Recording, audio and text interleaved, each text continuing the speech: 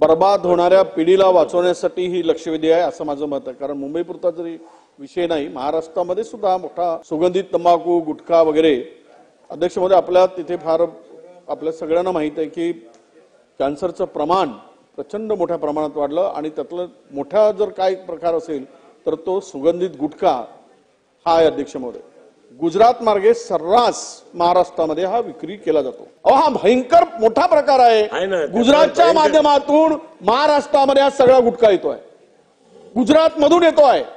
सापडलेले अनेक धागेदोरे गुजरात पर्यंत अध्यक्ष महोदय, माझी विनंती आहे एक तर याच्यावरची बंदी उठवा, 10,000 कोटी रुपये येतील, पण हे नाही रोखू शकत तुम्ही, कारण सगळे याच्यामध्ये इन्व्हॉल्व आहेत, अनेक पॉलिटिशियन आहेत।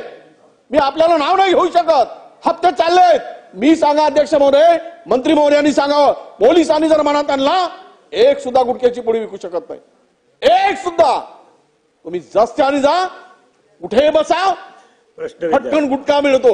माझा एवढंच विनंती आहे। प्रश्न स्पेसिफिक अध्यक्ष महोदय फार मोठा गंभीर विषय आहे।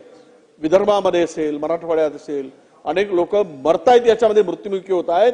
म्हणून एक तुम्ही एंटी नार्कोटिक्स वगैरे सगळं जरी काही झालं तरी यावर खरं तर हा गुटखा महाराष्ट्रात सर्रास विकतो आहे, म्हणून हे सगळे उपाययोजना फेल होत आहेत।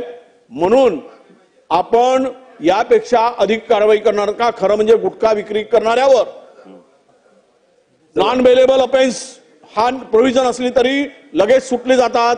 म्हणून काही कडक उपाययोजनेसाठी कायद्यात सुधारणा करणार आहात का? एकत्रित उत्तर द्या।